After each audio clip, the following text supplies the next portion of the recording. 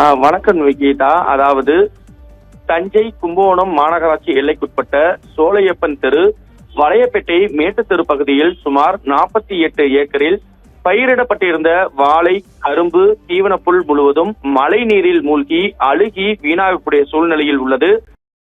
கடந்த ஆண்டும் இப்போல் பருவமழையின் போது மழைநீர் சூழ்ந்து 40,000 வாழை மரங்கள், 10 ஏக்கர் பரப்பளவில் சாகுபடி செய்யப்பட்ட தீவனப்புல் மற்றும் ஆலைக்கரும்புகள் முழுவதுமாக அழுகி சுமார் 35 லட்சம் வரை நஷ்டம் ஏற்பட்டுள்ளது.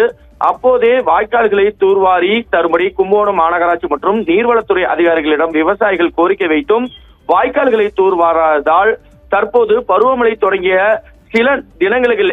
சில தினங்களிலேயே மழைநீர் வெளியேற வழியின்றி வயல்கள் முழுவதும் குளம் போல் தண்ணீர் தேங்கி வாழை, கரும்பு, தீவனப்புல் முழுவதும் அழுகியுள்ளன. தற்போது வரை 15 லட்சம் வரை சேதம் அடைந்துள்ளதாக விவசாயிகள் தரப்பில் தெரிவிக்கப்படுகிறது.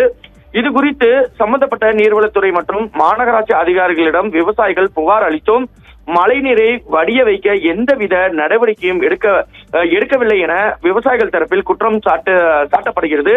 இந்த நிலையில் தமிழக வெற்றி கழகம் சார்பில் குளம் போல் தேங்கிய விவசாய நிலத்தில் முழங்கால் அளவு தண்ணீருக்குள் இறங்கி அழுகிய வாழை, கரும்பு, தீவனப்புல் உள்ளிட்டவைகளை பார்வையிட்டு அழுகிய பயிர்களை கைகளில் ஏந்தியபடி ஆர்ப்பாட்டத்தில் ஈடுபட்டனர்.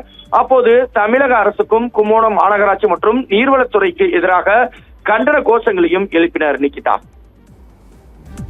விவரங்களுக்கு நன்றி சதாம் ஹுசேன்.